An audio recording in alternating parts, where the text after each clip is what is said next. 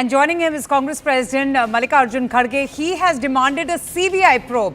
In fact, Mallikarjun Kharge is alleging a nexus of exam center and coaching centers where the game of quote-unquote pay money, get paper is being played. So this is what Mallikarjun Kharge has said. He is demanding a CBI probe. The Congress is also demanding a Supreme Court monitored inquiry into the NEET irregularities. So a lot of big demands coming in from the opposition. Sharon joins us for more on this. Sharon, but no matter what the National Testing Agency says, the very fact that the Supreme Court today has said that the sanctity of the exam has been affected is a big blow to the entire examination process. And, you know, for them to give an option of a retest will not really cut ties with all those students who have been crying foul. Well, absolutely, and this is what the students, the protesting students, parents and the opposition party has been saying, that we do stand validated, because we have been raising this issue that there is some discrepancy that has went on when it comes to the NEET examination 2024. Not just the grace mark, there is the issue of paper leak as well. There are some students who have obtained 719 out of 720, which is mathematically not possible to score such marks. So all this is something that was raised by students, parents and now the opposition party, and that is why now once again the opposition party is saying that if the scam has happened, if the alleged scam has happened, then how is it that the NTA is going to investigate themselves? There needs to be a CBI investigation. If not a CBI investigation, that there should be a Supreme Court monitored investigation that needs to be done regarding the scam. Now when it comes to the grace mark, we have seen that a relief that has come to the students, because the Supreme Court has said that the re-examination of 1,563 students who obtained grace marks, they will be given an option whether they want to go for a re-examination or they want to go back to their original marks. Ultimately, this means that the grace mark that was given by the NTA has been withdrawn at this point by the National Testing Agency. Now, the bigger question is, the bigger allegation that is coming in from the opposition is the paper leak. They have been saying, they have been accusing the NTA of paper leak that has happened in states like Bihar.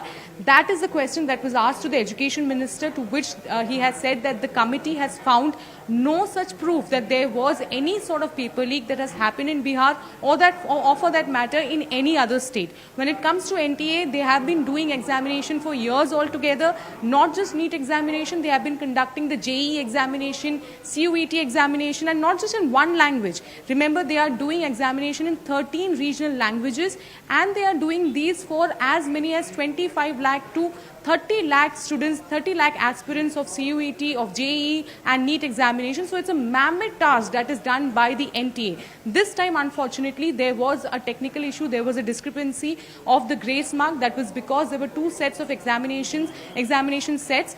Usually the tradition is that on the day of the examination, it is decided which set to give to the students. And in 6 centers out of 4,000 centers, the wrong question paper were handed out to the students, ultimately which resulted into the loss of time, and because of which the NTA decided to give them grace mark. Remember, that was the issue that was raised, where they have been, and you can see that Education Minister on your frame, he is in fact leaving. He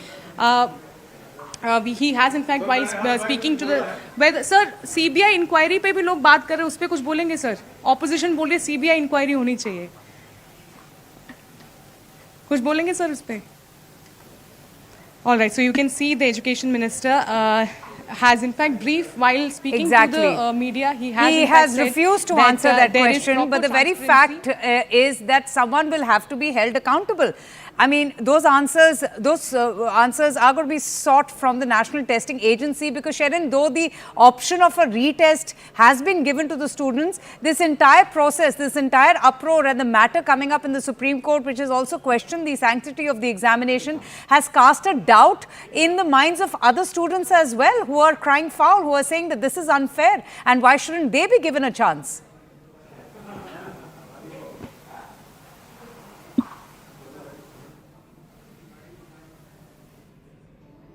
Okay, we'll try and establish contact with Sharon in just a bit, but that's the latest right now. Supreme Court, in fact, said that the entire sanctity of the exam process has been affected, and has also sought answers from the NTA, that's the National Testing Agency, and the centre on what exactly went wrong. We have a couple of reactions that have come in as well. Let's just play them out.